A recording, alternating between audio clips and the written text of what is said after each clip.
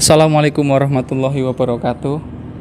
Salam pencak silat, salam persinasasat, dan salam hormat pada seluruh pendekar, perguruan, sesepuh di seluruh Nusantara.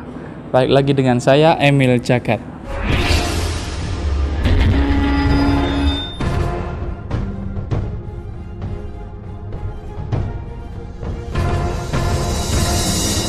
Pada kesempatan kali ini, saya akan menggerebek tempat latihannya Persinasasat Jombang yang bertempat di Ponpes Gading Mangu. Teman-teman, yuk kita lihat di tempat latihannya. Oke, sedang latihan ya teman-teman ya. Kita coba tanya-tanya pelatihnya, profilnya seperti apa.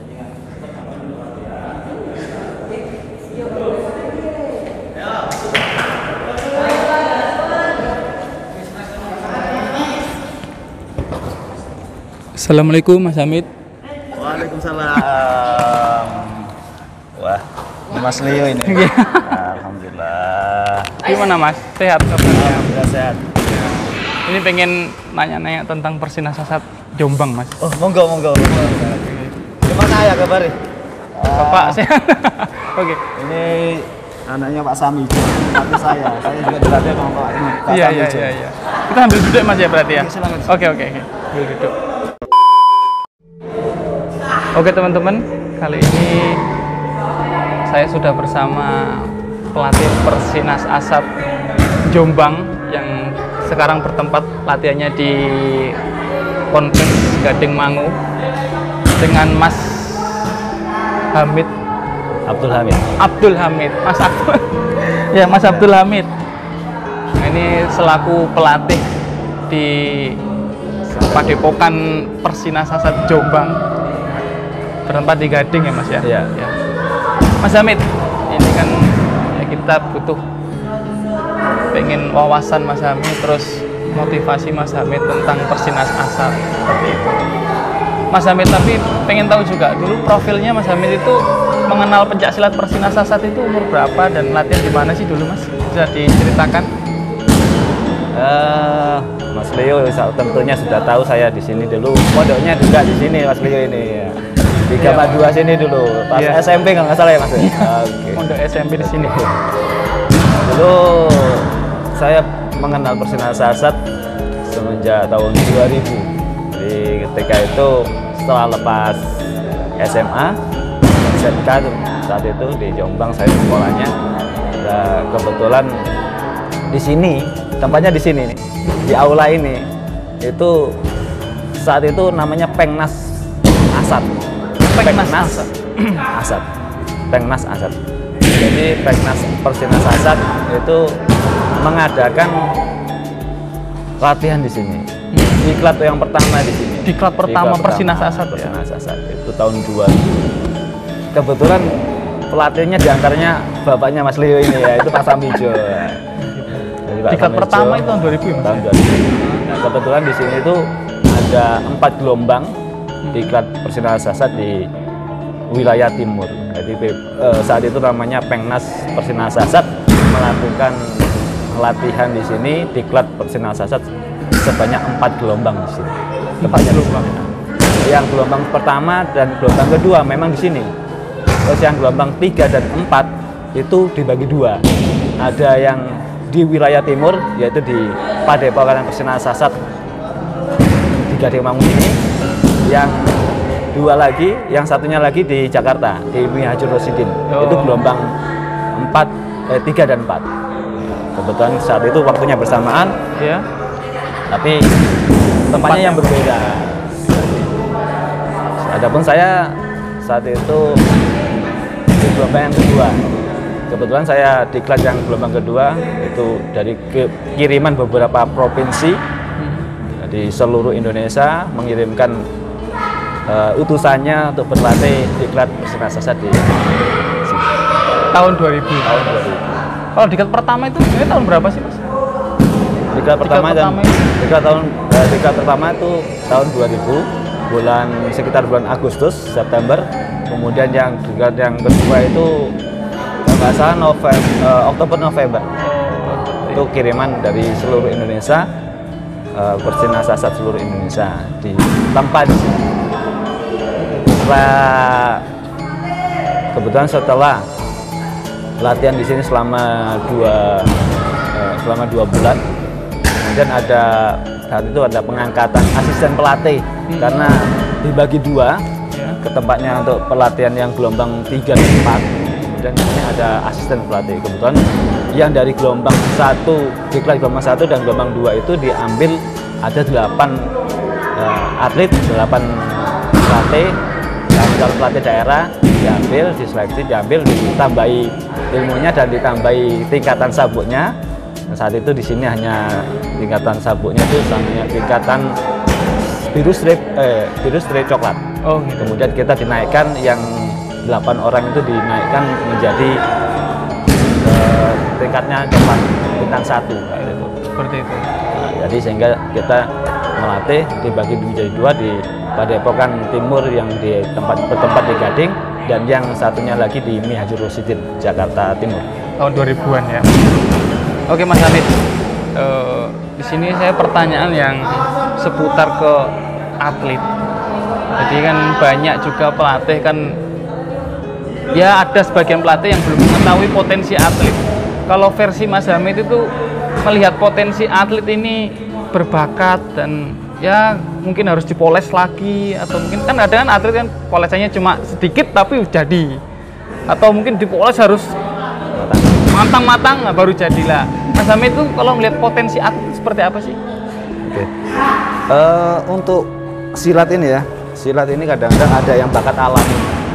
Bakat alami ada, terus kemudian ada juga yang memang keturunan. Jadi ada gennya, ada nasabnya gitu. Jadi seperti kalau bapaknya dulunya pendekar, kadang-kadang kalau anaknya itu walaupun kelihatannya nggak dayani ya, tapi begitu dikasih materi cepet nangkapnya. Kemudian secara mentalnya juga baik, kendali oleh bahasa Jawa. Karena ada darah pendekar itu. Ada darah pendekar. Namun semua itu bisa diproses tergantung pola latihannya. Terus jadi kalau atlet itu walaupun umpama kurang bisa, tapi kalau tekun benar-benar tekun berlatih, terus kemudian sama pelatihnya juga nurut, kemudian mau belajar, mau mengulang-ulang terus materi yang diberikan pelatih, insya Allah akan menjadi atlet yang seperti itu Mas. Jadi tidak ada atlet yang baik, tidak ada. Yang ada adalah atlet yang siap.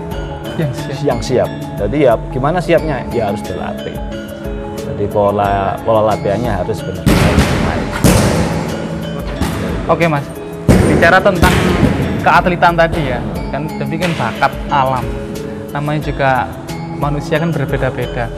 Kalau Mas Hamid melihat ini potensi atlet ini cocoknya di seni, atau mungkin ini cocok di fighter, itu versi Mas Hamid seperti apa sih? Untuk tentang ini cocoknya di fighter atau di seni, itu kadang-kadang kita bisa lihat pose tubuh juga ya, atau bentuk sebenarnya struktur tubuhnya. Oh ini kalau memang atlet tersebut ganteng misalnya, ganteng, putih, atau ya pokoknya menarik lah, manis dan karisma gitu ya Mas ya. Karismanya ada gitu. Itu mungkin bisa cocok ya, atau dan postur tubuhnya idealnya ya nggak terlalu gemuk, ya nggak terlalu kurus gitu. Itu bisa. Oh ini cocoknya ke. Kemudian untuk gerakan dasarnya juga baik. Kalau yang vektor biasanya kalau memang nalurinya serangannya, nalurinya tendangannya, terus bertahannya, bantingannya dan guntingannya sebagainya itu dia memang baik, ya bisa juga. Jadi dia bisa difokuskan di vektornya. Vektor gitu ya. Terus kekuatannya juga baik. Namun semua itu ya tergantung dari atletnya juga.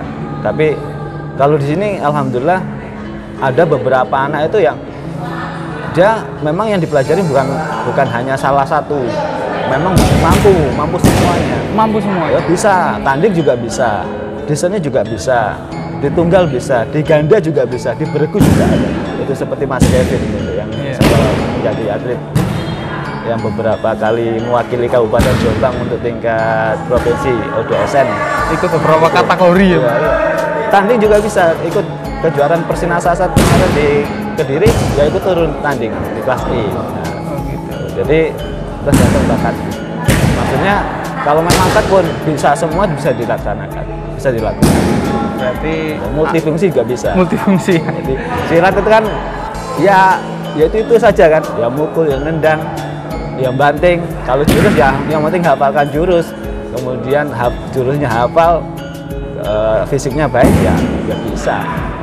Multifungsi juga ada yang seperti itu. Jadi lebih ke mempersungguh lah ya Mas. Iya. Jadi enggak saya ditanding aja. Ya, itu berarti untuk dirinya sendiri mungkin ya, untuk banyak fokus nggak apa-apa. Tapi kalau memang bisa kemampuannya bisa ditingkatkan lagi, silakan, malah lebih baik. Jadi tujuannya ya kan nanti generasi penerusnya kita ya anak-anak ini, atlet-atlet kita ya kan. Iya. Atlet kita kalau dia mampu ditanding, mampu di tunggal, mampu di beregu, di ganda, nanti kan bisa mengajarkan ke bawah yang lebih baik lagi. Biar jadi Oke Mas Hamid, sejauh mana sih prestasi Persinasasat Jombang ini di IPSI lah, mungkin IPSI, atau ya. mungkin di intern nggak apa-apa mungkin juga. Ya alhamdulillah di Padepokan, khususnya di Padepokan Gading ini di Kabupaten Jombang ini pengurusnya mendukung, kemudian pemangku asasnya mendukung, kemudian atlet-atletnya juga alhamdulillah juga ada. Alhamdulillah setelah ada diklat di sini, kemudian kita juga mulai ada pertandingan semenjak tahun 2003 itu kita sudah ikut di IPSI, pertandingan IPSI. Bahkan atlet kita yang namanya Ahmad Hasan itu sudah sampai ke tingkat nasional, Popnas, yang saat itu berada di Sumatera Utara, di Medan. Alhamdulillah itu saat itu Popdanya itu di Kediri 2004. Itu alhamdulillah juga dari Kabupaten Jombang. Itu ikut Popwinnya di NTT, kemudian Popnasnya di Sumatera Utara. Itu yang Ahmad Hasan. Kemudian turun di bawahnya lagi ada Mas Kembar, Mas Kuku dan Teguh. Oh iya. Ada Mas Freddy, itu juga juara-juara nasional di tingkat nasional, di Popda, di Popnas dan di Pospernas, Pondok Pesantren. Kemudian ada lagi yang tahun kemarin tahun 2014 itu Mas Sevi Jaya, itu juara PON medali emas, juara PON remaja di Surabaya pertama. Kemudian disusul berikutnya di tahun 2015 Mas Sevi dan Mas Gopur itu ikut Popwil setelah lolos di Popda, kemudian di Popwilnya di NTT di Kupang, kemudian Popnasnya tahun berikutnya tahun 2015 di Bandung di Jawa Barat. Mas Sepinya kalah sama Hanifan di final, di semifinal. Kemudian Mas Gopurnya alhamdulillah juara 1 dapat medali emas. Berarti memang prestasinya ya lumayan, di Padepokan Gading Mangu ini lumayan ya Mas. Di Jombang ini alhamdulillah. Dalam pembinaan terutama dari pengurusan, dari pemangku asas juga mendukung, sehingga alhamdulillah bisa kita kalau bisa sinergi itu alhamdulillah bisa, insya Allah prestasi akan bisa tercapai. Oke Mas, berarti ini kan prestasi banyak juga ya prestasi di Gading. Pesan-pesan untuk atlet, mungkin ya untuk pelatih mungkin biar semangat, itu pesan-pesan dari Mas Hamid seperti apa? Ya pertama memang jiwa kita harus senang dulu, senang hobi dengan silat ini, hobi, apalagi dengan Persinasasat. Kalau Persinasasat ini luar biasa, semua banyak yang mendukung ya. Kita latihan banyak yang mendukung, banyak yang mensupport. Itu dari jiwa kita juga kita kita semangatkan, kita rasa syukur kita. Jadi kita diberi oleh Allah sehat, kita diberi oleh ilmu, kita kembangkan, kita getok tularkan. Jadi tujuannya kalau silat kan ada 4 aspek ya Mas ya. Pertama mental spiritualnya harus kita pelajari. Kemudian unsur bela dirinya, unsur olahraga. Yang 3, nomor 4 yaitu seni. Jadi silat ini mencakup beberapa aspek. Yang mental spiritualnya baik, budi pekertinya diajarkan, kemudian bela dirinya juga diajarkan, bagaimana kita untuk keamanan mandiri. Sewaktu-waktu kita mungkin di luar kok ada yang namanya perjalanan atau nanti ada yang nyerang dan sebagainya, kita bisa membela diri kan. Kemudian unsur olahraganya, dengan belajar silat badan kita jadi sehat ya. Kemudian di situ juga ada seninya, keindahannya, ada kembangannya, ada tempat 2, tempat 3, kemudian ya ada tunggal, ganda dan bergu. Seninya di sini. Jadi memang harus menjiwai lah Mas ya. Iya. Ya kalau kita sudah bisa menjiwai, bisa semangat, insya Allah kita akan berhasil. Mungkin sedikit bincang-bincang saya dengan Mas Hamid. Nanti kalau ada yang bertanya lagi, saya kesini lagi Mas, ke Padepokan ya. Silakan. Padepokan lagi, katanya dengar-dengar di sini juga ada padudungnya juga Mas. Kendang pencaknya. Ya. Ya, insya Allah nanti sesi kedua nanti saya mau meliput tentang kendang pencaknya di Jombang ya. Kalau kendang pencak kita ada beberapa tim ya. Jadi dari kita belajar dulu di Bandung juga, kita belajar dari Bandung, dari Jawa Barat. Memang sementara dari situ. Nanti kita rencana juga kita kembangkan, bukan hanya dari Jawa Barat saja, ya, terutama juga dari Jawa Timur juga kita kembangkan dari pencak jidornya. Oh, iya. Terus mungkin musik-musik Jawa Timur juga kita kembangkan. Siap. Oke teman-teman, mungkin sedikit saya bincang-bincang dengan salah satu pelatih di Padepokan Gading Mangu yang bertempat di Jombang. Mungkin itu Mas Hamid mengganggu latihannya pagi. Ya. Kalau ada kata-kata yang kurang berkenan, Mas Hamid dan saya mohon maaf yang sebesar-besarnya. Jangan lupa di like, di subscribe, di komen, dan di share kalau video ini bermanfaat. Oke teman-teman, dari saya, Assalamualaikum warahmatullahi wabarakatuh.